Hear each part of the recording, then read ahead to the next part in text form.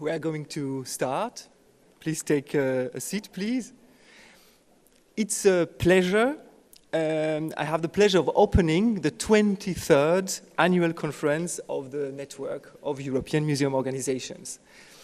This is my first time opening the conference as the chairperson, and it's an honor to do it and to welcome you here in the Czech Republic, in Pilsen, and in this wonderful theater opened in the very beginning of the last century.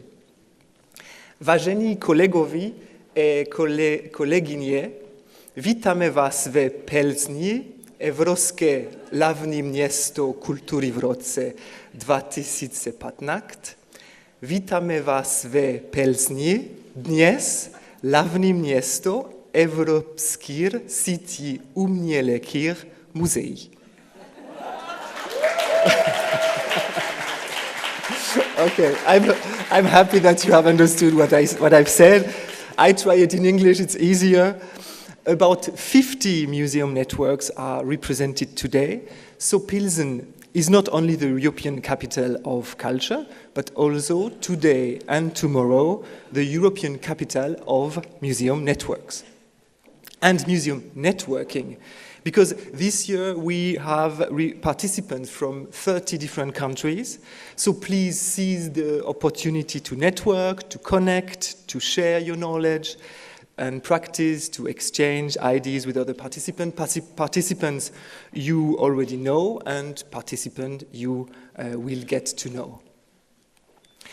Revisiting the educational value of museums, connecting to audiences, that's the title of this conference.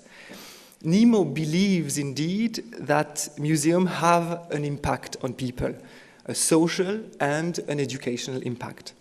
Museums are institutions offering formal and informal learning to people of all profiles by inspiring and engaging them as well as helping them to understand the world and to understand their place within it. That is not the reality, but it's our mission and it's our program. Education is often seen as the main function of museums. That is good, but we still have to develop this field and respond to ever-changing needs from our audiences. It's why we invite you today to revisit the educational value of museum with experts and decision makers from museum and museum organizations from all over Europe, Czech Republic, of course, Nordic and Baltic regions, Poland, Portugal, and from all over the world also. Our guests from the AAM, the American Alliance of Museums, IBER Museos, and ASMS are going to speak about audience and education beyond Europe. I'd like to notice another important element of this conference, the Creative Europe desk for the Czech Republic. If you want to be involved in cooperation, international European cooperation project, if you want to get the European Heritage Alliance, European Heritage label, if you want to apply for another award from like the Europa Nostra Award, please ask our colleagues. They are behind you at the Czech information desk of Creative Europe. So thank you that you are here. So I'd like now to wish us a successful conference, and I try it again in Czech. Přeji vám výborný kongres.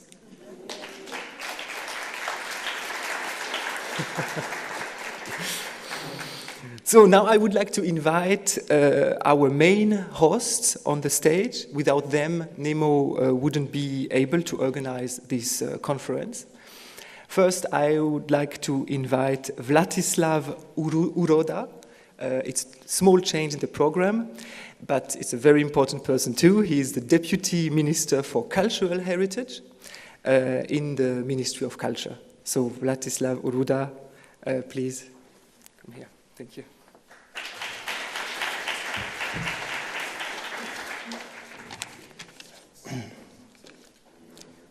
Ladies and gentlemen, It's a great honor for me to take part in this event. I highly appreciate the work of the experts in the field of education in museums.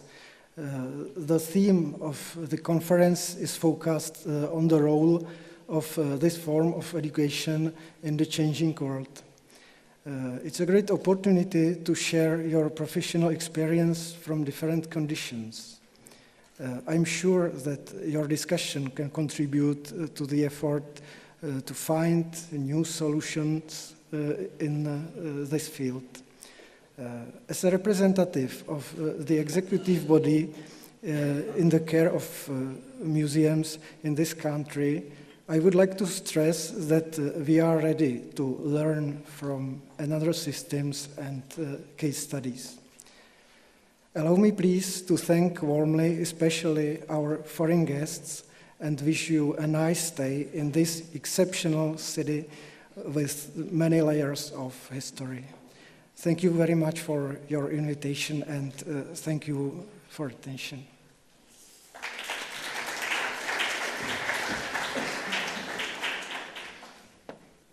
Thank you, Mr. Ruda. We are very proud to be here in the Czech Republic. Now I invite Ondřej Dostál, he is new elected chairman of the Czech Association of Museum and Gallery. The association celebrates this year 25 years, its 25th anniversary, and we are happy to be here during this important time for our partner network in the Czech Republic. Please, Ondřej.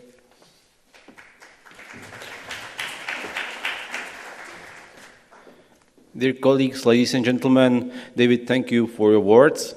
Welcome in Plzeň on behalf of AMG, Association of Museums and Galleries of Czech Republic. We are very proud to welcome you here in Plzeň in relation to our General Assembly, because it's a great opportunity for us to meet colleagues from Europe, colleagues from museums, colleagues who are interested in questions in education in museums. I have to say a few thanks to our partners, to supporters of our conference, especially to Pilsen region for biggest support for our conference, Pilsen 2015 OPS, the town of Pilsen, Ministry of Culture, thank you, and Ministry of Education of Czech Republic. And the second is the auspices, because the importance of the conference or the view on the importance of the conference is or are the auspices. We got auspices and our conference is held under the auspices of Prime Minister of Czech Republic, Bohuslav Sobotka, Daniel Herman, Minister of Culture, Kateřina Valachová, Ministry of Education, Václav Šlajs, President of the Pilsen region, and Martin Zrzavecký, Mayor of the city of Pilsen. And the last words, I wish you, and I wish you all of us, successful and fruitful conference which could open new connections, new ideas, and new opportunities for all of us. Thank you.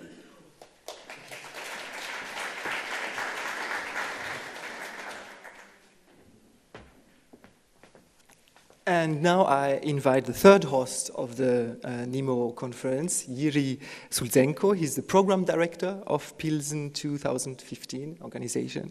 He's responsible for the preparation and the program of the European Year, European Capital of Culture, Pilsen 2015. Jiří.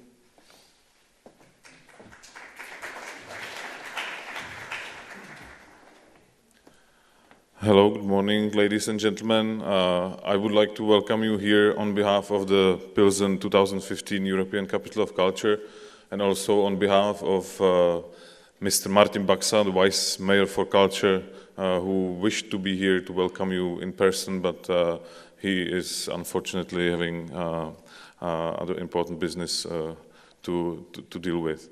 I'm really very happy that all of you gathered here in Pilsen this year. The European Capital of Culture should be seen I think it also confirmed the position that it's an opportunity. It's not a festival of highlights or fireworks, but it's a great opportunity for a lot of people to meet in one place. And we've had an enormous number of conferences this year, but they all were worth it, and they all were a great place for meetings, for exchanges, for discussions.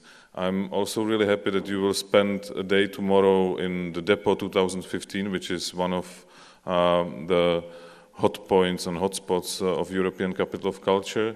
It's run by our association, our NGO, which has dedicated quite a lot of effort to create an exhibition program and educational program. And our general goal in European Capital of Culture here in Pilsen is to build new audiences and to give them opportunity to really experience a lively cultural institution, not a closed or hidden one, but the one that really responds to their daily needs, daily program. So I will be very happy also to discuss this with you tomorrow in the evening, to give you a small presentation. So I'm really happy to welcome you here in Pilsen again. I hope that you will enjoy the days to come, and please excuse my design under the nose, but this is not that I became a smuggler of audiences into museums or cultural institutions. I'm just promoting the campaign of Movember.com, so find more yourself. Have a nice day.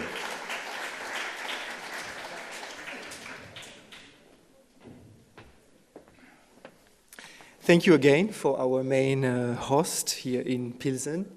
Now we move onto the first presentation of this conference, a presentation focusing on an education project from the Czech Republic with a European dimension. This project is called Touch the 20th Century and will be presented by Pavel Douša. Pavel Douša worked at Prague Zoo and at the National Museum.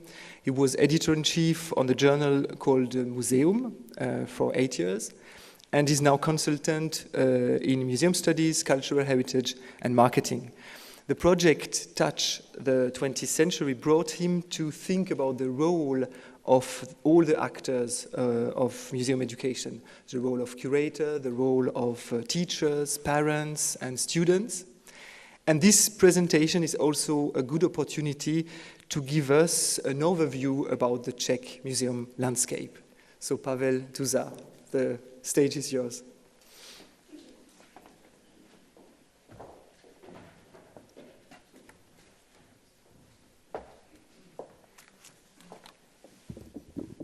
Good morning. Sorry. Ladies and gentlemen, it's my pleasure to be here, but David has said always everything what I would like to. But on Wednesday, it's my pleasure, and I think it's an honor for Czech Republic that you organize your General Assembly or meeting here. And on Wednesday, I got a little bit scared because I recognized that I'm the first speaker, in the presentation, and only one from the Czech Republic, this day. So, mind the fact that I'm not the best, I'm not the representative. There are many genuine, smart, clever curators, directors of museum here in Czech Republic, but that's it. And please, I would like to show you our experience with educational program with the name Touch the 20th Century. But yesterday I spoke with David, and maybe it would be fine to say some words about Czech museums and about our situation in Europe, So at first, I would like to present you some facts about our museums. Yeah, it's me. Now I'm working as a consultant and freelance curator. And let's move on. Yeah, that's the name of my my presentation. I borrow it from the very popular and famous movie Close Encounters of the Third Kind, because I would like to speak about cooperation and communication among curators, teachers, students, and museum audience at all. Because the communication, it's not always obvious and clear. Who has seen the movie? Not everyone, but almost. And who has been to National Museum Prague? Oh, almost everyone. That's great. So I would like to introduce you the planet, the Czech, with the name the Czech Republic. And secondly, I focusing on study of behavior of curator and his or her role in communication with teachers. Yeah, there are logos of two projects that I would like to present. Touch the 20th century, sorry, it's only in Czech, and Europeana 1989, probably you know the Europeana Foundation and this specific project.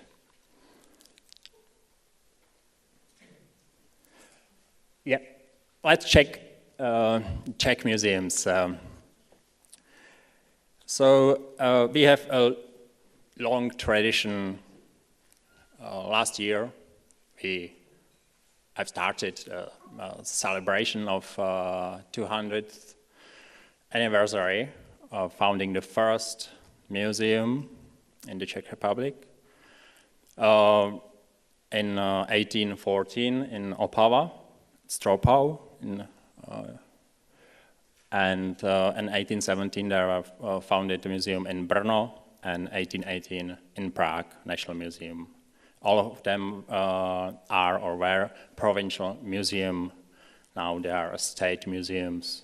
So we have almost 20 state museums governed by Ministry of Culture or Ministry of Agriculture or Ministry of Defense.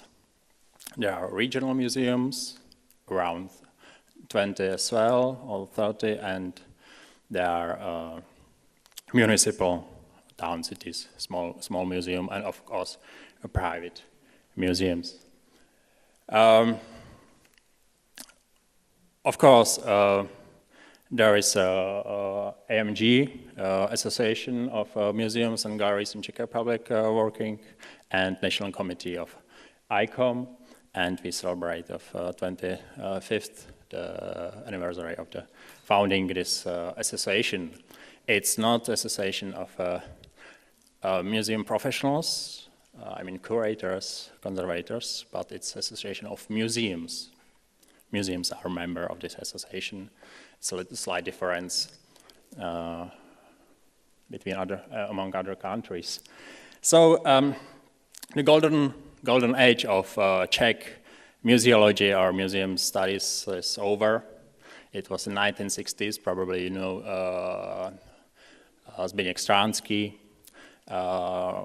person of museology, but we will see what happened next year. But we follow the good examples.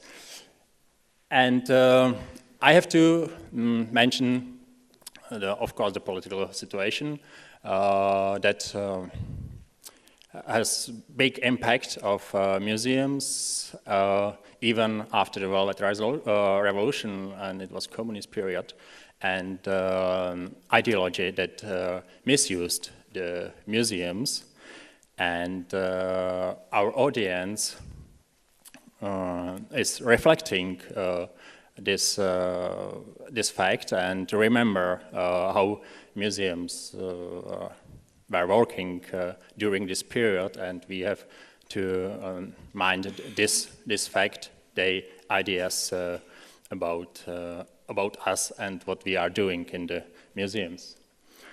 In the last few years, many private museums have been established, like science centers. For example, here in Plzeň, Techmania, or industrial heritage sites are very, very popular. For example, Vítkovice area. Yeah, let's move on to education and educational role in the museum. So from the 60s we have annual conferences in Zlín Museum and School, and the project Open Museum Gates has big impact at our museums.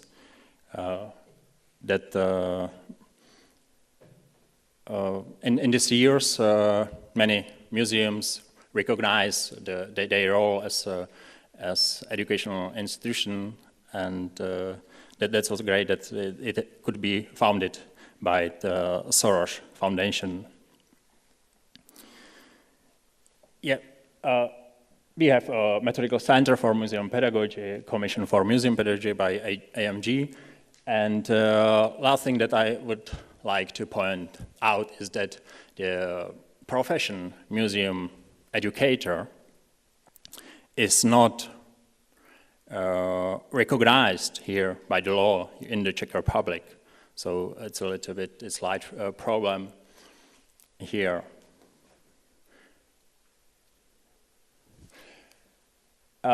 Yeah, setting as an arrangement, of course, we recognize us and directors, curators are making visit-friendly museums, participatory museums. We have heard about happy museums and these initiatives from London, which would like to create conditions for well-being. We have also eco-museums, it means community museums. And we reflect digital shift and networked area. And the last point is empty museums. Many museums here in the Czech Republic are reconstructed here in these times. For example, National Museum Prague, or Museum of Fine Arts in Prague as well. National Technical Museum has been reconstructed, and so on and so on. And it's a very important fact because the fact that the museum is closed changed the thinking of directors and curators what to do and how to cooperate with the public and their engagement. Yeah. Trends in museum learning, just only slide because everyone knows it, so that's it. And let's go to the projects that I mentioned in the beginning.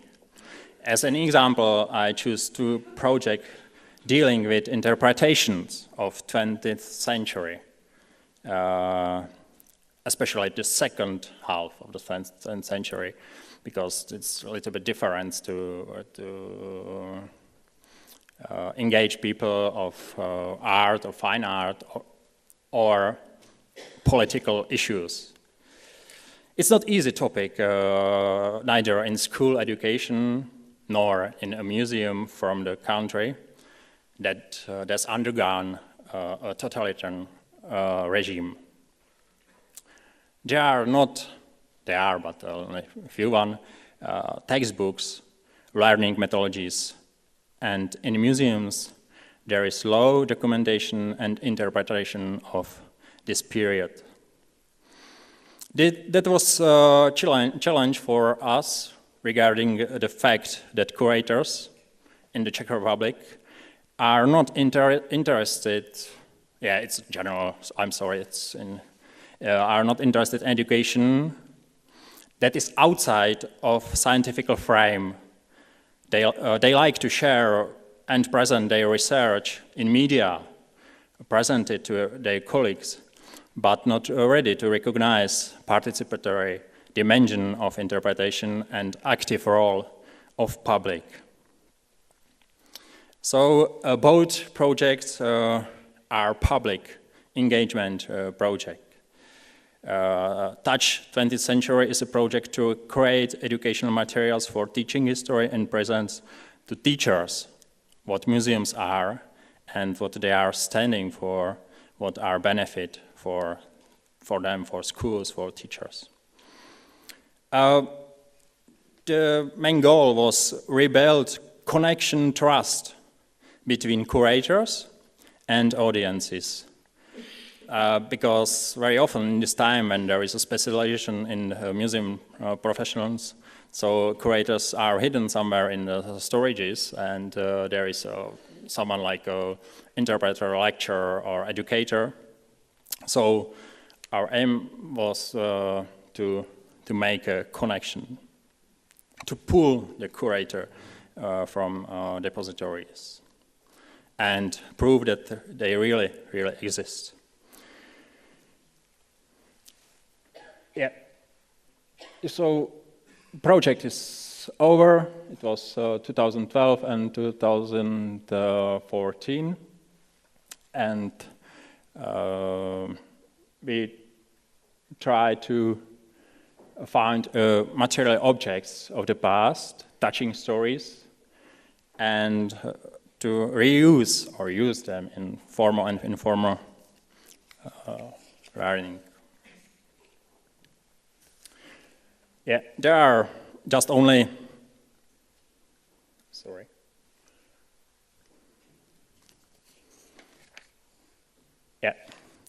a list of outputs of the project, so you can read them. The main focus was on replicas of museum objects, and we made cartoons, comics, worksheets, e-learning applications based on serious gaming, and so on. We would like to promote it to the teachers, and we have involved almost 5,000 pupils, students. So I would like to thank to my colleagues from National Museum and other museums, because it was a project of 6 museums and Charles University and Association of Museums and Galleries in the Czech Republic and Association of Teachers of History. So, and I have to mention almost 400 teachers who we cooperate with. Of course, among students, we prepare a website and so on, and among students, very popular interactive and multimedia outputs, video recordings, audio recordings, 3D models, and there are made special website portal with name asbirky.cz. It means something like e-collections in English, where is almost 60,000 artifacts published. Yeah, it's nothing new. Already in 1884, as I found, Henry Higgins started circulating museums, loan boxes to schools. So now it's almost 150 years after it. But we succeed. It had huge success among the teachers, schools, and students as well. We were afraid how students will accept replicas. Yeah, you know, we are curators, so we like the right, the things, not fakes, not copies. will the students or teacher consider them as fakes or toys? Surprisingly, the finding is that they did not deal with these differences as we in museums or museum professionals. But they were afraid to touch them, even if they were replicas, as it would be something like encounter of the third kind. For them, I mean students, is more acceptable and understandable photographies, pictures of the object than the object themselves. Working with digital form of objects for students is attractive, especially because it corresponds to their perceptions for them to understand and to meet the thing that it's not in a showcase, it's something like radically new experience.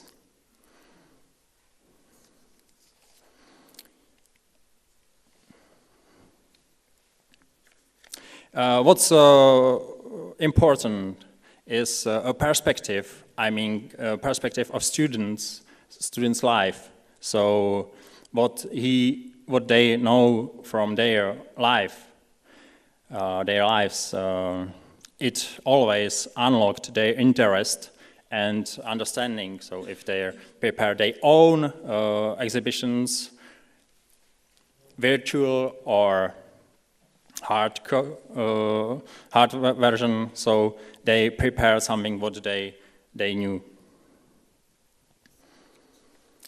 Yeah, and just only pictures of our outputs. It's e-learning activity, and this series game. That's the name of the game is Destiny or Career, and students or pupils can follow the real lives of people of 20th century, and they can decide about their life.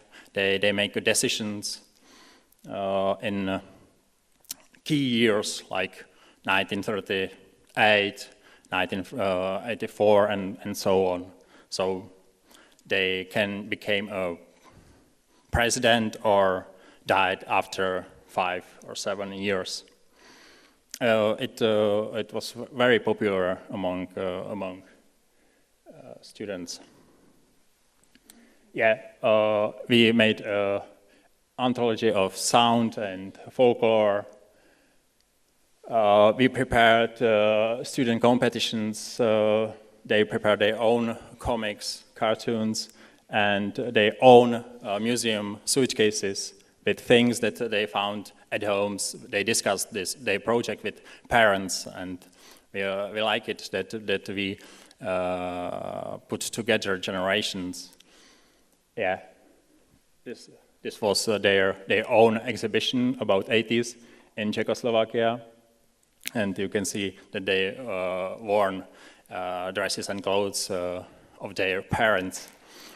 And they spoke as their parents, what they heard at home. So it was, and they followed this facts, even that we said to them that it was slightly different that their parents said. So it's a very important thing. Yeah, we prepare worksheets, and this is the portal sbirky.cz e-collection. And this is just an example how the one museum object looks like. It's ballets from National Museum from 1968. You will see it in the movie. Yeah, and the students prepare their own exhibition, own collections. We would like to present how the museum works. So they play a role of curators or educators among them in their classrooms. Of course, they visited our museums, and we prepare online exhibition, and this is the National Monument in Vítkov Hill in Prague. Originally, if it was a monument of legionaries, and then a mausoleum of Klement Gottwald. Probably you have heard about our first communist president. And inside there is a museum. There is an exhibition about Czech modern history.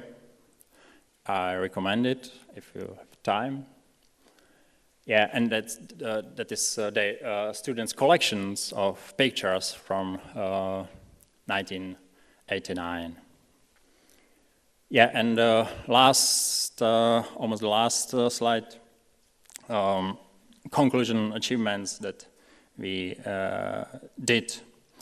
I choose a picture, not from the National Museum, it's Memory Jar project, from Santa Cruz Museum of Art and History, when visitors were invited to bottle up their memory, label it, and put in the exhibition and share it with others. So it's an example how we try to cooperate with the audience and engage them. So I think that we, in our project, the museum lost our status, important but boring institution. The project has demonstrated an active and direct collaboration between curators and teachers.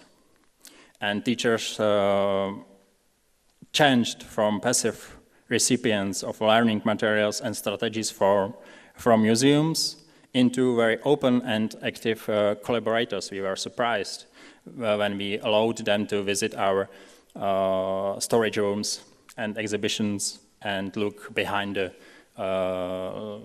scenes. In this project has been described and proved that museum is not the school cabinet and supportive institution for teaching and learning, but independent educational institution. Although the objects or replicas were applied in completely different environment than a museum showcase is, teachers and students gain an overview of how the museum is working and what it is its role. We have interconnected generations, and last point that I would like to present to you is that the objects made available through modern technologies are not digital, from my point of view, or digital copies, but unique connections. I mean, something like encounter of third kind, connection of information, people, and they are curators, students, witnesses, audience, and so on, and technology. Therefore, I'm talking about socio-technical interaction that in a specific way goes beyond the physical dimension and value authenticity which a museum of 19th and 20th century was working with. So, museum and its future, I think in some way is that it's something like bridge between system of knowledge, I mean classification, taxonomy, and so on, and folksonomy, which people brings to us, to curators, and their knowledge. Curator must cooperate with community, maybe more in these times than with collection. And this is, the last one. I've started to spoke about the shift in the work of curators, and from my point of view, curating will be more and more connected with social media and concentrated on present more than past. Museums inspire and engage people. They are learning institutions with educational value. To fulfill this function, I think it's a statement of Nemo as well. The museum, or we have to recognize distinction between expert curation and community curation. And museums are based on the call-in conversation where everyone gets to have an opinion and be an expert. And in the end, I would like to show you a short movie. It has, if I have time, 2 minutes, about the project. I'm sorry, it's in Czech. The song is in English, but I can ask you to launch it.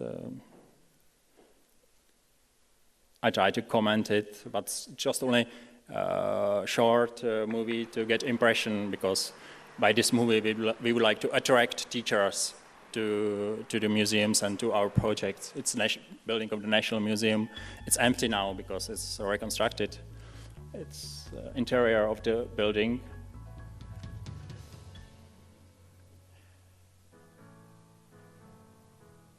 So thank you again. Thank you for your invitation.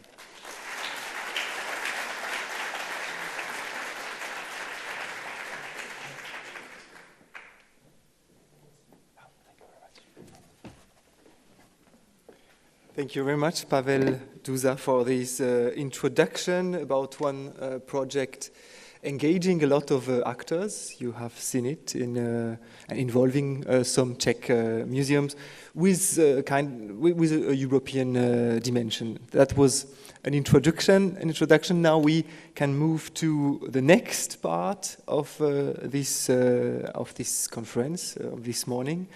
The panel introduced and moderated by Margherita Sani.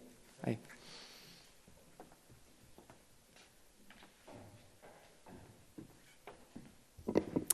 Thank you very much. So we move into the core business of our conference, museum education, and what it looks like not only in the Czech Republic, but in Europe, in the many countries that are represented here today.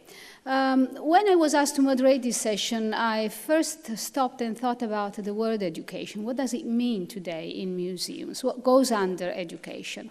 And so I started thinking of words. There is one word which I think has become obsolete. Edutainment.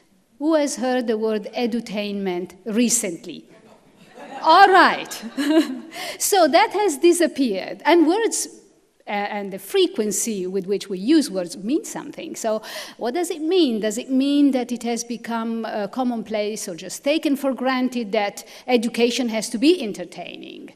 It has just disappeared. But other words have appeared. And they seem to be packing the suitcase or the toolkit or the toolbox of the museum educator, such as community, participation, public engagement, community empowerment, intercultural dialogue, inclusion.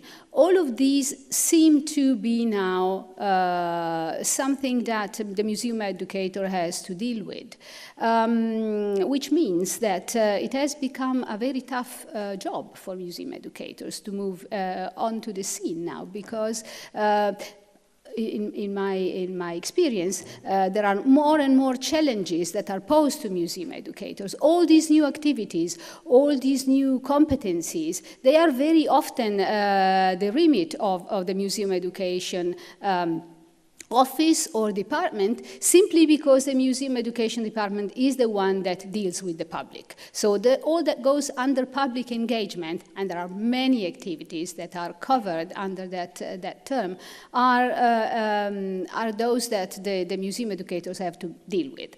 So the scene at European level is very rich, is very varied, and I think that we are very lucky to have this morning a panel which enlighten us and give us perspectives from the different European countries. So, as a first speaker, we have with us Kalle Kallio, who is the director of the Finnish Labour Museum in Tampere, a national museum of working life and social history. And I think we are particularly lucky to have here a museum director. Very often the complaint from the museum education staff is that education is not really at the core of the top level management of museums. In this case, we have exactly a very lucky situation where a museum director is very much into education, a thinker about education and educational activities and theories. So I was looking at Kalle's abstract that he provided for his speech, and I was really struck by one sentence. Museums are not very good for fixed learning objectives. What does it mean? I mean, of course, the museum has fixed learning objectives. We want to teach our groups of pupils or adults or whatever, what our city was like in the Roman time, or we want to introduce a Flemish or natural landscape painting. Of course, we want to achieve objectives, and these fixed objectives are also reflected or should be reflected in the learning outcomes. We have learned, we have been used to provide exact evidence that our learning activities end up in very clear learning outcomes which we try to measure. Some years ago, there was a commercial on Italian TV which went like this. There was a young girl on the telephone, and she was talking evidently with the boyfriend, and she was going, "Do you love me? How much do you love me?" And of course, the mother in the background said, "Oh, how much do you cost me?" because she was on the phone. How much do you love me? This is an important question. This is, trying to measure the unmeasurable.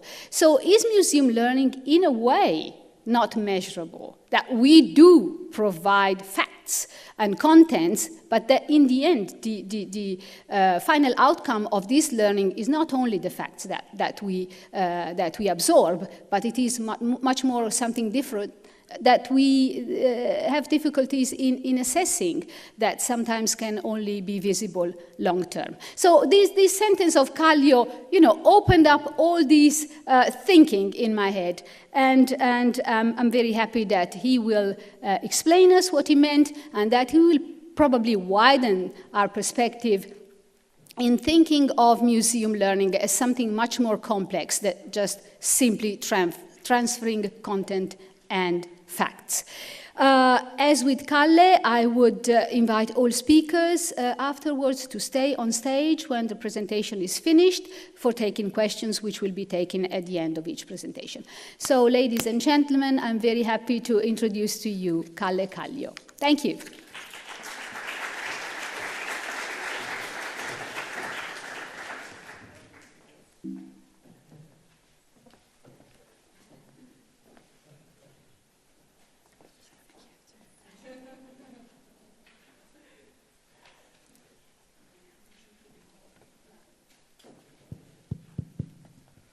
Thank you, Margherita, for your very nice word. I hope that my museum educators would have also heard those. Dear friends and colleagues, thank you for inviting me to join Nemo conference. 12 years ago, just after my graduation, I used to work in the Finnish Museums Association. At that time, my boss Anja Huovinen was chairing Nemo, and after Nemo meetings like this, she always shared with us all the inspiring thoughts and ideas. I remember I was sitting at our small coffee table in the office and thinking how great it would be to come to museum conference like this one day. Well, and today, after all that local beer, I feel extremely privileged that finally I'm able to join Nemo conference for the first time, and you have even asked me to show you some of my silly images. So here we go. I will start my presentation with this picture because this is exactly the thing I'm going to talk to you. What do you see in this picture? What it is? Collection. No, it's not a collection. Museum people. What it is? What? Wood. No, it's not wood. View. No, it's not a view. No, it's not forest. It's not woods. It's not wilderness. It's not a landscape. It's not a commercial from the Finnish tourist agency either. Good suggestions. But I'm not a biologist. I'm not a salesman who could talk about those issues. Dear friends, this is an open learning environment. You know, learning is a universal phenomenon, and it's not even our privilege as humans. I will tell you, this forest is full of animals able to learn and adapt themselves to their environment. This is their open learning environment. I would like to give just one interesting example. This is a bear, king of the Finnish forest. One friend of mine has a summer cottage in eastern Finland. Many Finns, we love our summer cottages, and we go there almost every weekend in summertime to eat and drink and have barbecue and so on. And my friend had a little problem because bears practically invaded the isolated waste containers where around 30 families brought garbage from their summer houses. And every Sunday evening there were bears behind the trash cans, waiting for the scraps of those wonderful Finnish barbecue parties. In the old times, people would have, of course, shot the bears. But today we have European Union, and they will get really mad in Brussels if we Finns obey our aggressive instincts. So my friend and his neighborhood had to find another way. Well, they bought a smart locking device, which would keep the recycle bin locked. And first everything went well. The trash was untouched. But after some months, it turned out that one of the bears had surprisingly learned to open the lock. You can imagine a big bear sitting near the trash can, thinking, smelling, touching, trying to open the cover, and finally was able to do that. And soon this clever fellow taught other bears to do the same trick.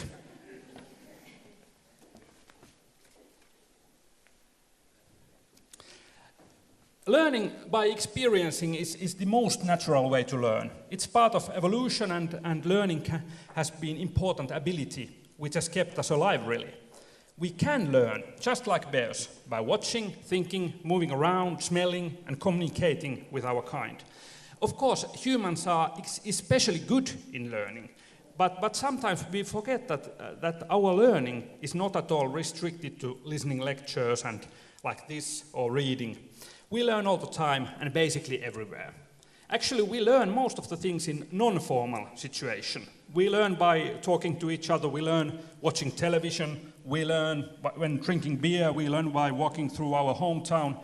Learning is so natural that most of the time we are quite unaware of it. Let's have another picture of my subjects. What is this? Open learning environment. You can see there's learning in this room. Yeah, just like the forest. You can see this is my museum. It's a Finnish labor museum. It's located in the former cotton mill in the centrum of Tampere.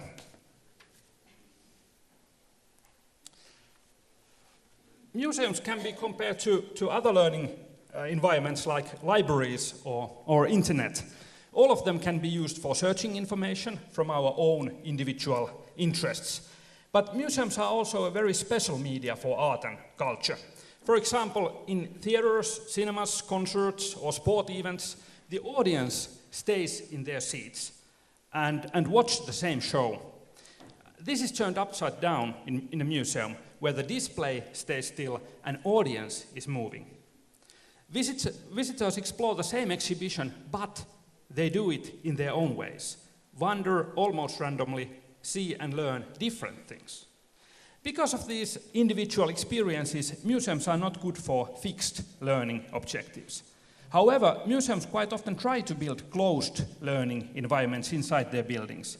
Museums have auditoriums and classrooms, just like schools. These are closed and formal environments for learning. Sometimes they are useful, but not at all the heart of museum education and its open character.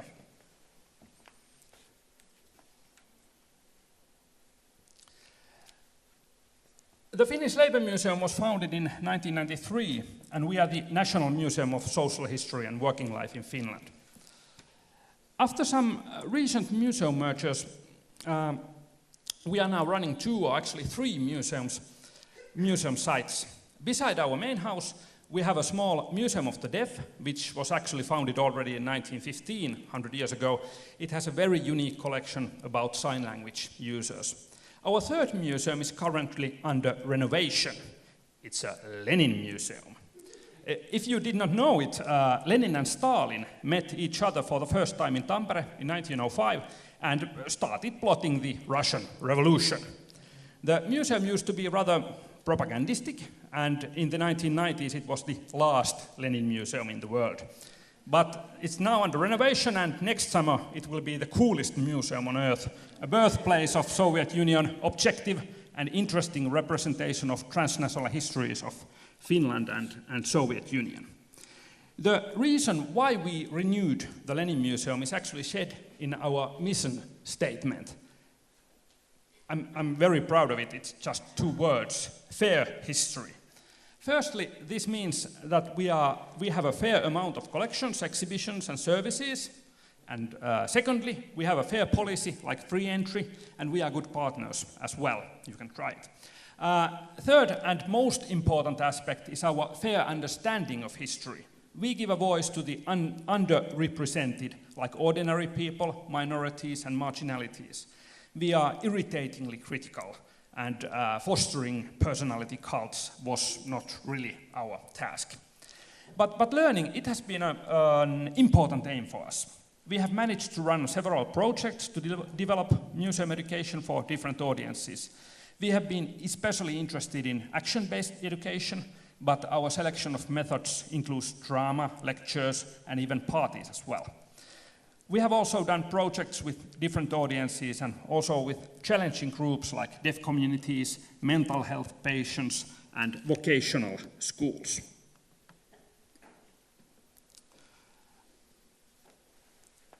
Most of the museums have plenty of educational activities, but it's not so common to study their outcomes.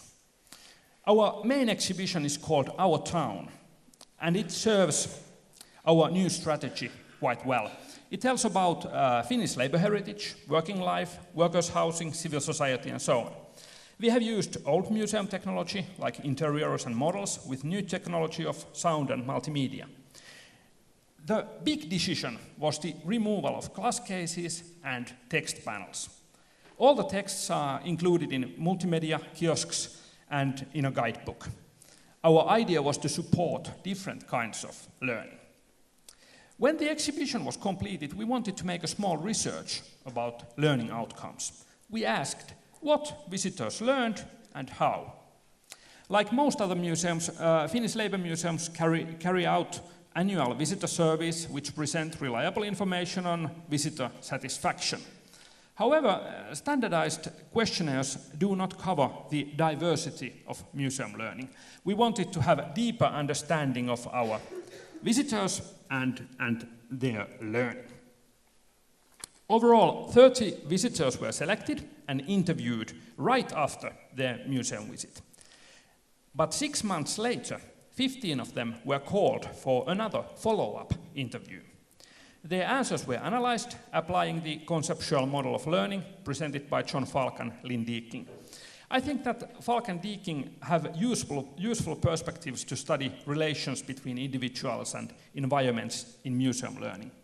The conceptual model of learning divides the learning in personal, sociocultural, and physical context. The fourth context is time. The results proved that museum visit usually creates unexpected outcomes. There was lots of unintentional and interesting learning that we haven't ever thought about before.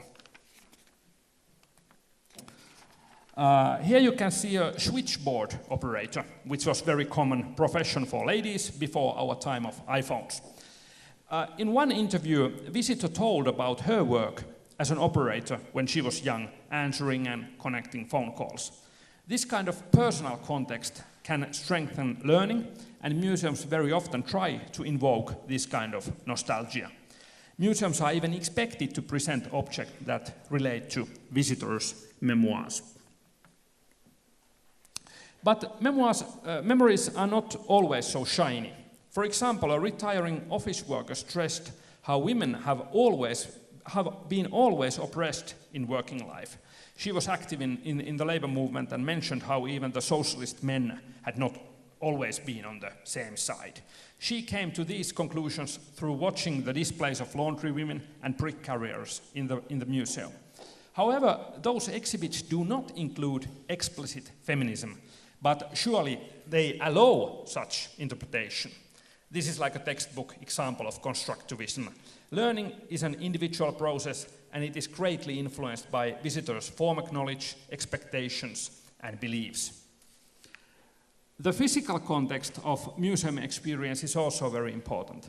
People should be able to orient themselves, feel safe, like bears in European Union, and know what they can do in museum premises.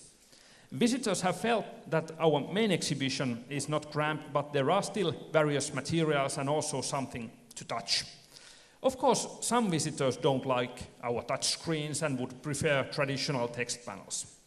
We have thought that reading is a quite limited way of learning, but for the readers, there is still plenty of text in the multimedias. But of course, removal of text panels was a tough decision. It was somehow against a museum professional's identity. But on the other hand, reading is a quite limited way of learning. Museum should offer something that is not possible in other environments. First of all, authentic objects in real atmosphere.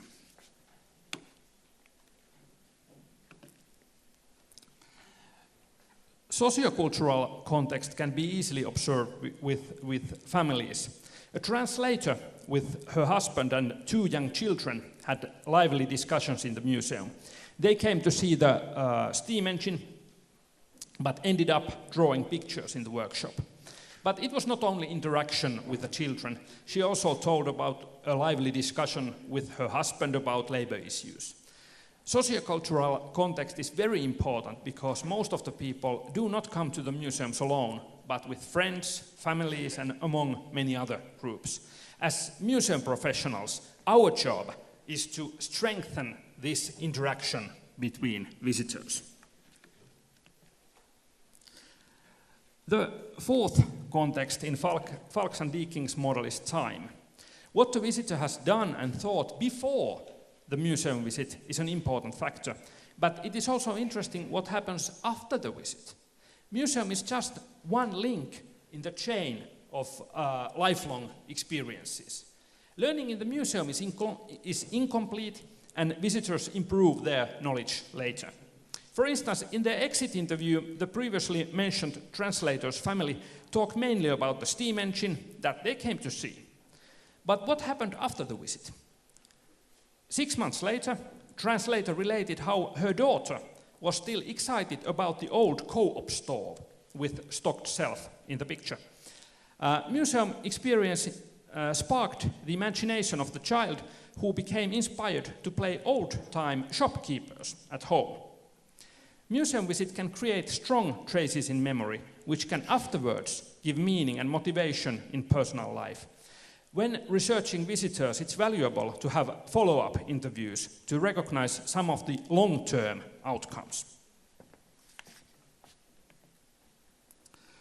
The museum visitors' experiences can revert to many unexpected situations. For example, a female manager told how she started to think about the evolution of financial sector when she went to the bank and remembered museum's reconstruction of Workers' Mutual Savings Bank. This was one of those learning experiences which were just impossible to predict. The museum experience can prove quite profound. One of the most popular interiors of the Our Town exhibition is a workers' meeting hall, which was not designed to reconstruct any particular hall. On the contrary, it tries to give an impression of the atmosphere in working halls and arouse personal feelings. 5 months after her visit, one visitor participated in a memorial service, which was held in the countryside in an old workers' meeting hall. Then memories from the museum visit broke the tension at the funeral and ended up in a discussion which combined memories of meeting halls with the life of the deceased. Some of the decisions in the exhibition planning were clearly based on constructivism as a learning theory. The exhibition without text and clear instructions is optimal for guided tours, workshops, and living history. Objects allow plenty of personal interpretations, which are not narrowed down with interpretative text. Sometimes objects can even arouse more questions than they give answers. Visitors' movement is neither controlled beforehand. It is possible to explore the exhibitions in many different ways and construct those personal meanings. Of course, with educational work, museum can help visitors to see and understand the exhibition. Our town tries to support different learning styles and audiences. The exhibition was not targeted for the academic audience or social historians. On the other hand, the visiting experience can strengthen everybody's thinking. It can be considered more important to inspire personal feelings, present interesting material, and help people to construct identities than distribute scientific facts to reluctant visitors. And this is especially important for a labor museum that tries to serve also working-class visitors and untrained people not familiar with traditional museum behavior.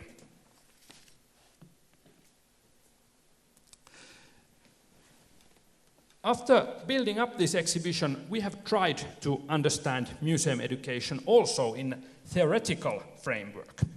At least in Finland, pedagogical thinking is today ruled mainly by cognitive theories and constructivism. Of course, there is nothing very wrong with that. Those learning theories just influence the way museums carry out their educational services today. In the background, those theories define which is seen as a good museum education. Historically, museum education has always reflected the current trends in pedagogical thinking. I just think that museums should be more aware of those learning theories they intentionally or unintentionally apply.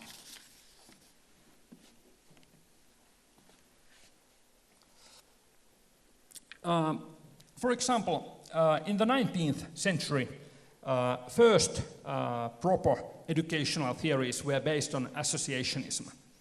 Modern museum institutions developed at the same time and adopted the new pedagogical thinking. The object, observation, and organizing concepts of the mind were essential parts of learning. Accordingly, museums organized systematic exhibitions to help visitors to structure their minds with different art styles or stories in the natural history. Then the second point, as a learning theory, functionalism was based on idea of evolution and how humans adapt themselves with their environment. John Dewey was against of book learning, and in his famous laboratory school there was also a small museum. Hands-on learning and action-based workshops have their theoretical roots deep in functionalism. Today, the third, behaviorism, is a suspicious theory of 20th century. It was not based on assumptions, but scientific testing of stimulus and reaction, just like in natural sciences. However, this theory had a huge emphasis in schools and also in museums. For example, questionnaires, audio guides, and loanable slideshows were theoretically based on these ideas of highly controlled learning. Today, there are some similarities in promoting plain language.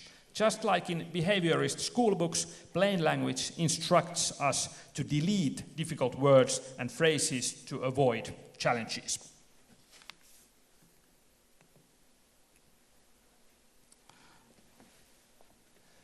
As I mentioned earlier, cognitive and constructive theories are dominant in schools and museums of today. Most of the literature related to museum education is virtually recognizing only these theories. However, it is never told how constructivism originates from informational sciences and understands human brain as a metaphor for a computer. In constructivism, we'll form our thoughts in our isolated minds and process data. Well, in constructivist museum education, familiar objects are selected to construct wider understanding of the past in our processors. Activity theories are rooted on work of Soviet scientists like Lev Vygotsky or Alexei Leontiev. They stressed the connectedness between humans, our instruments, well, like tools or science, and our environment. These theories have influenced thinking of learning environments and role of learning communities.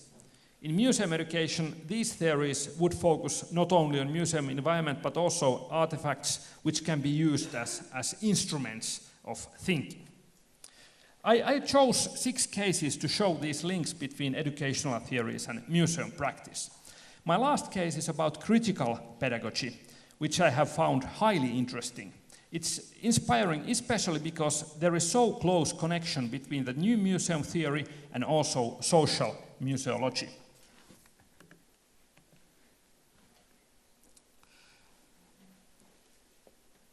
Critical pedagogy is a bit difficult because it's quite incoherent bunch of theories. The best known father of critical pedagogy is Paulo Freire from Brazil, who developed pedagogy of the oppressed. Also, African-American civil rights movement, Antonio Gramsci, Michel Foucault, and Frankfurt School like Jürgen Habermas has influenced critical pedagogy. In a nutshell, critical pedagogy addresses questions: what knowledge will be disseminated, how knowledge is produced, and whose interests all this serves. Overall, education should include critical content, progressive pedagogical principles, and emancipatory authorities. As a result, we will be educating for social justice. As you can notice, all this fits very well in our mission of fair history.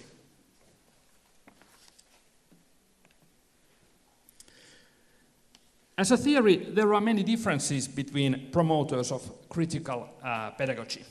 But it's very common for all these theories that they encourage to challenge hegemonies and question the world.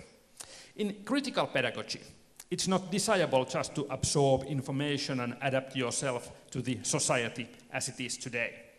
Individuals should be more or less liberated from the visible and invisible chains of society. The key concept is critical consciousness, or Paulo Freire's conscientizatio.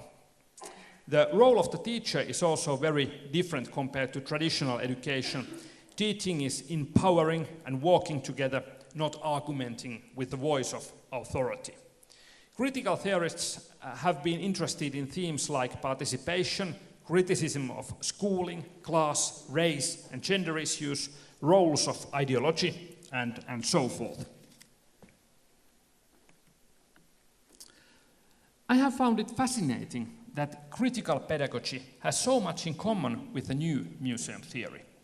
Today, many museums are thinking very similar questions. for example, what we are exhibiting really, how we produce our knowledge, and whose interests we are serving. Museums are facing a lively debate related to museum institutions' authority, elitism, conservatism, and exclusion. Keywords of the new museum thinking are such as accessibility, free entry, diversity, representation, openness, participation, and communities. Today, museums are expected to do things together with different audiences and communities, and our role as authorities is more or less crumbling.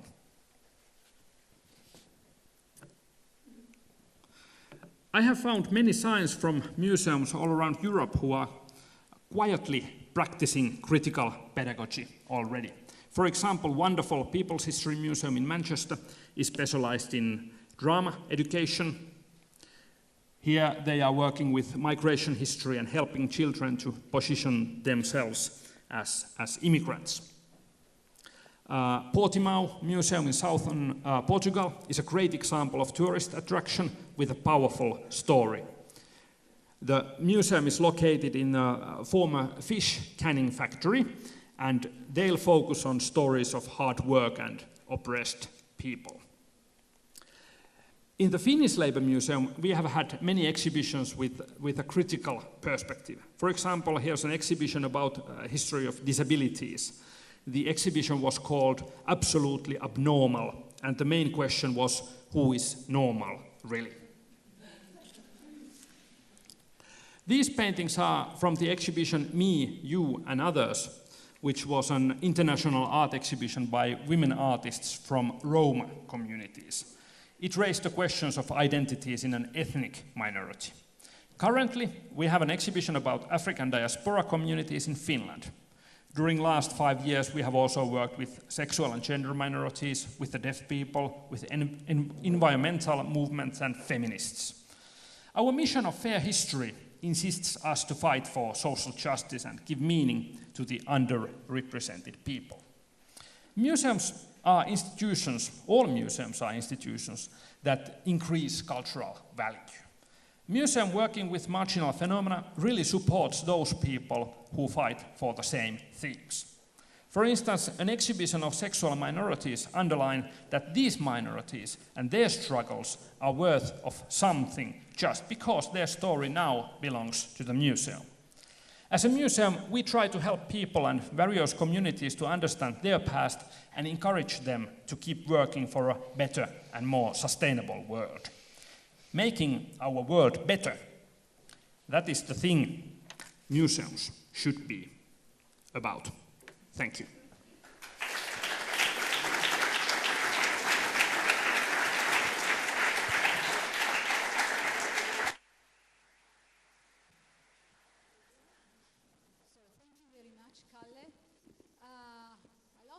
For thought, I think, and I would ask you to stay there for a few minutes to see if there are questions from the audience.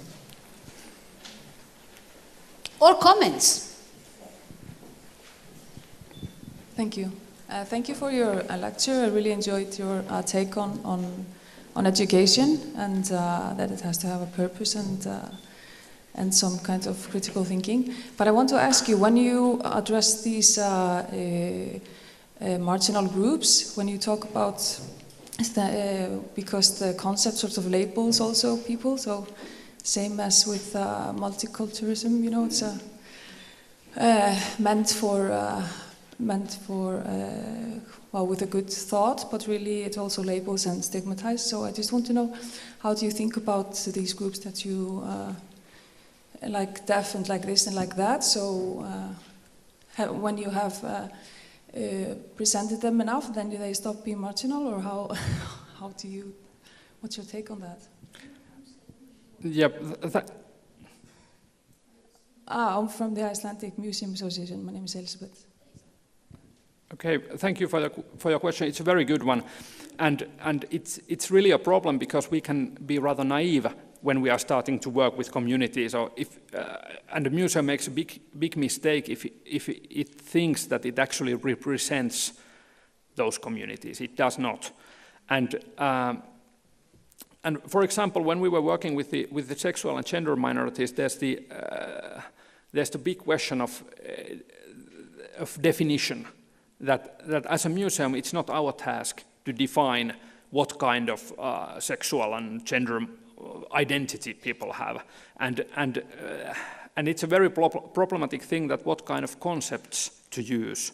In a way, like first we started to use the acronym LGBT as a lesbian, gay, bi, trans, and then we know that now we have to also add I and Q for intersexual and queer people. So it's also funny that they, but also that community themselves know how big problem it is to make that kind of definitions. But I think the key for the museum is to work together with those people. So that, for instance, in this African case about African diaspora, we had over 200 people working with the museum in the working groups, so that actually those people defined the way we are saying things. And the museum is not the authority there. But of course it means lots of work to make it in a way like that. And then of course we have to remember that we can really make mistakes as well. It's not so dangerous. And I mean, sometimes museums are so we don't accept that being criticized very easily. For instance, if you think about theaters, it's quite normal that there's a play in a theater and there are plenty of people that say, this is lousy and they don't like it and it's completely wrong. But if a museum gets criticism like that, we are terrified. We should not be so terrified. We can make mistakes as well. But it was a good question. Please say your name before you put your question. Okay, Mazzanti Paolo from University of Florence. And I like your presentation, and thank you for your point of view, not only about museum, but also about theories, pedagogical and philosophical, or maybe, and psychology theories. My question is a comment. It's interesting. What do you think about emotional learning? To learn by emotion, because you spoke about museum like open space, open environment for learning, but it's interesting to think about the role of emotions and inside museum, how people can by emotion be motivated to learn, and maybe using technologies or the instrument for motivate to learn by emotions. Yeah, this is a good question also. But can we think about learning without emotions? I mean, learning totally without emotions. I think it would be impossible. There is always emotions in learning. But if we think about, let's say, working with the school groups, and let's say we are having some kind of simulations and drama and so on and everything like that, role play, they can be very inspiring for the group, so they would be motivated and working with that, and it would be so a good experience in that respect. But then we have to think about that, what do these children learn from those strong emotions? And it's also possible that they regenerate their assumptions of things during the learning, that they actually are not able to go through those wrong assumptions and that kind of things because of the strong emotion. So I think it's good to use emotions, but it's also important to be very careful with them. That if you play with strong emotions, you have to go through them later, that how it is done. And of course, when we are talking about very strong, I mean psychological emotions, it's we have to remember where we are professionals. We are not, museum people are not psychologists. We should not be making like thinking that we can, for instance, cure people who have mental problems with our emotions. That's not really there are specialists for that, and those specialists are not museum professionals. More questions or comments, or you want to tell us what you're doing in your museum that is in line with or against what Kalle just presented? Hi.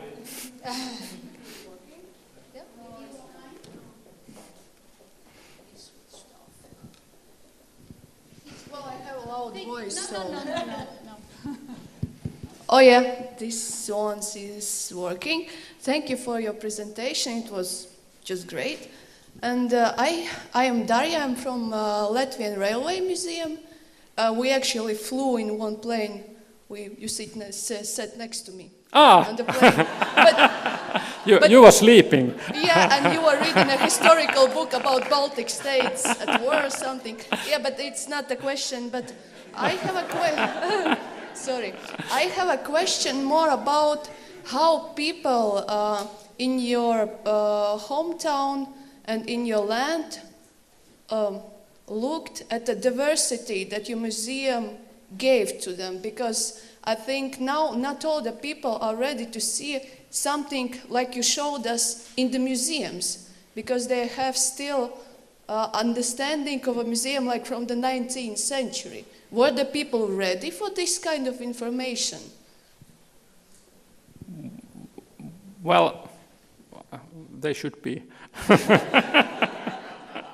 but I'm not worried if everybody is not, because there are people who are. We can't please everybody.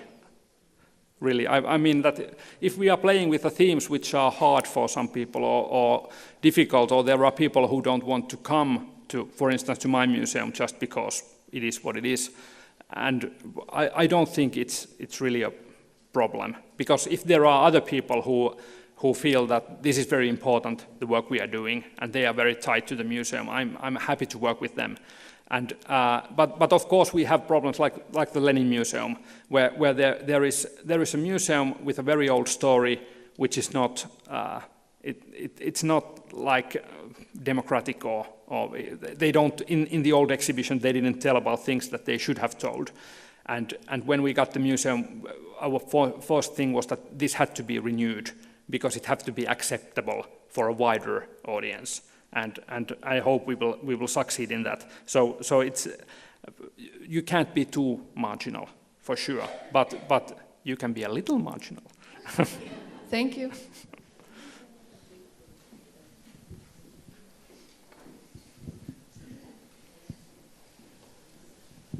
Yes, hello. My name is Irena. I come from the city of Rijeka, Croatia. I'm not working for a museum, so coming from a completely different context. But thank you for your inspiring, really, presentation. I would like to ask you a question. You mentioned that one of the key things that museums should do in creating their content would be working with the communities. So, and obviously it's a very difficult task. Can you share with us your experiences or some tools that you developed? So how do you work with the community? How successful have you? It's a very, I mean, for all areas, it's a very difficult, I think, task. Yes, thank you. Yeah, you are absolutely right. It is difficult. And also it's difficult for a museum if the community is not don't see the museum as their own museum to build the trust between the community and get them involved and motivate the people. There are, of course, plenty of tools and books written about this topic, and right now in my museum we are working for an assessment model how we could also measure our actions from the perspective of participation.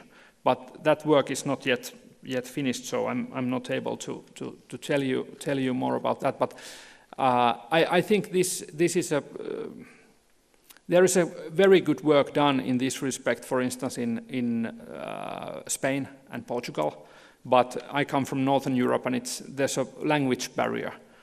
The things that happen in museology are not so open for us who are not able to speak Latin languages.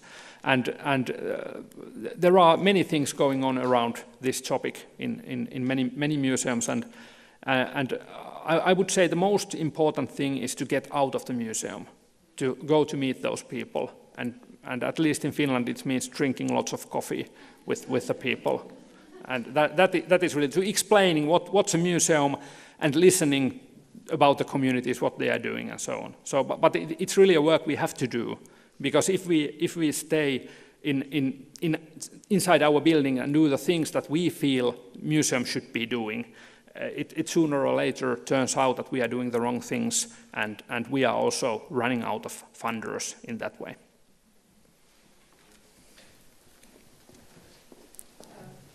It doesn't work. It works. Okay.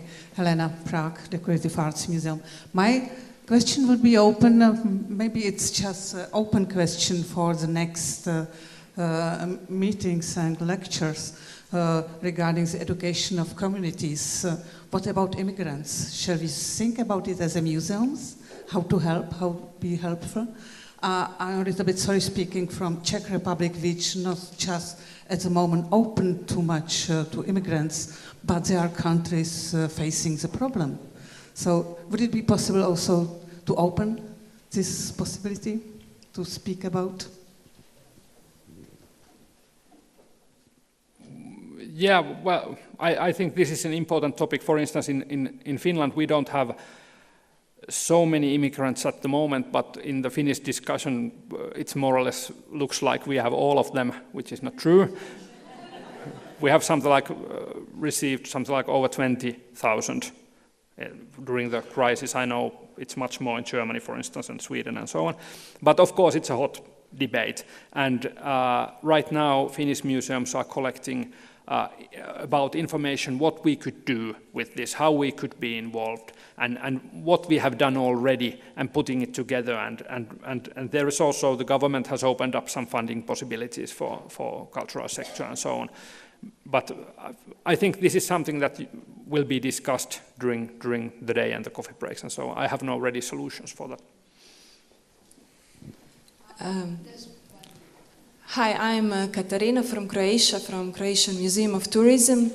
If I got it right, you said that you don't use showcases, you put original objects in the context and let audience use it. So what do your curators say about that? Do they afraid for the safety of the object? To be honest, that was only in that one exhibition. We have plenty of glass cases in our museums, as you all have. But it's just for that exhibition we decided not to use them, and it worked quite well. But of course, it's very much related to what kind of objects you are working with, really. But our visitors don't love the glass cases.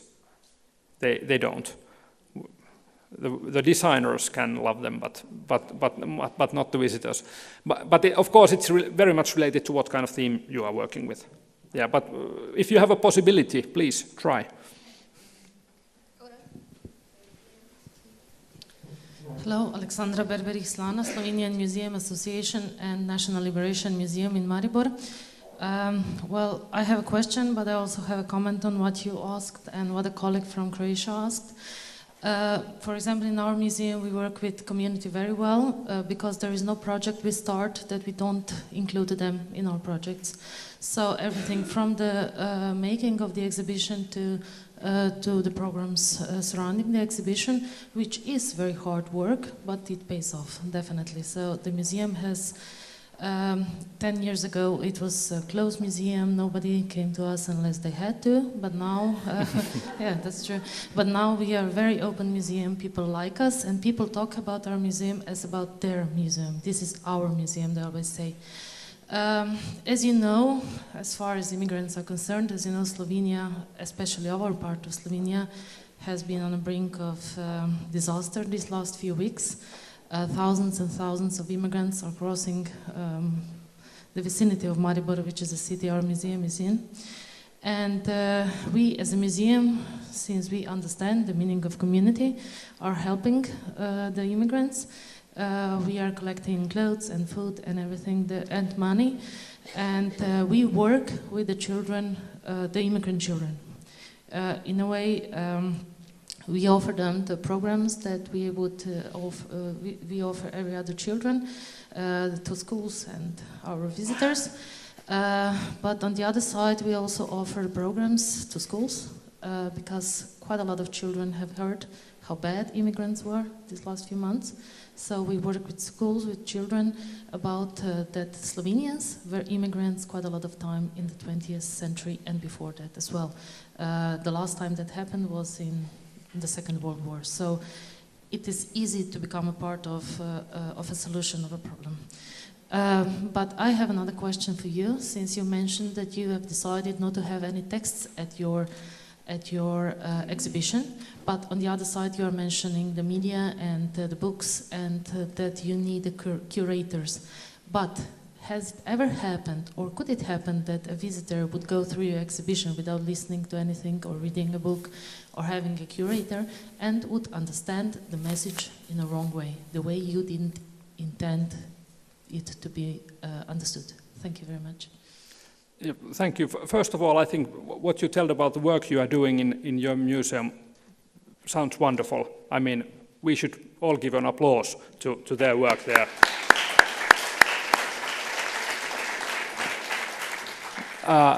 But to your question, I think even though if we would have the big panels and explaining that this is the point of the exhibition, this is how it should be understood, there are quite a big amount of visitors who don't read those texts. They have their own vision and they interpret it as they do, or they just read some parts, don't understand it or understand it wrong, and got an impression which supports their thinking. And we just have to live with that. If the amount of text is not the way to guarantee that we are understood in the right way, and who we are to say what is the right way in any case. So it's a complicated question, but of course we had some criticism on that as well. And for instance, now when we are working with the Lenin Museum, we will have some text there. So not very much, but we want to have, because there are certain things that which had to be said on the wall, like there were gulag camps in Soviet Union, because we don't want to give that kind of impression for the people that they weren't. So words are powerful also, but they are not necessary. We can also trust on our visitors on certain themes. Hi, I am Clara Camacho from Portugal, from the Directorate General for Cultural Heritage. This is just a very short comment on museums and communities. I would say there is 1,000 ways of museums working with communities, but since you mentioned Portugal and Spain, and as I will have the chance of having a presentation this afternoon on the IBER Museums program, I also will have the chance maybe to point out what can be a little more specific in the Latin American context, Portugal and Spain, about this topic. That's all. Thank you for the promotion. We are waiting for that. Thank you. We have time for maybe one or two more questions. Please raise your hands, those who want to intervene. 1 and 2, okay. then we close.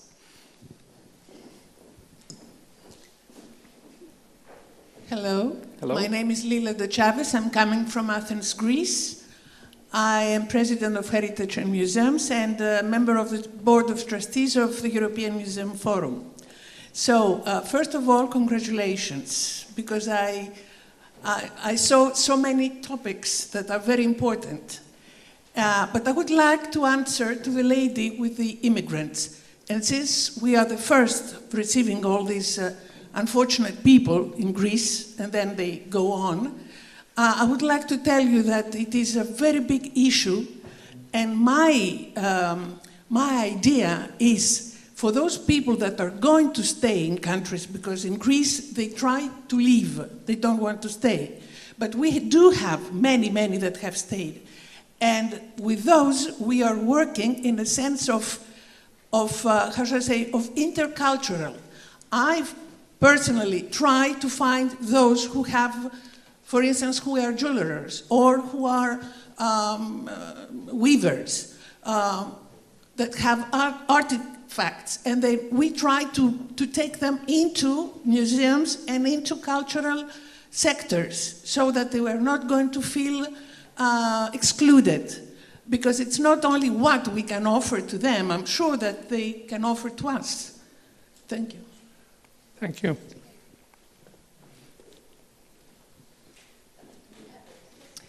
Yes, good morning. I'm Michel Magnier. I work for the European Commission, which means that I spend my time protecting bears, but the rest of the time I'm the Director for Culture.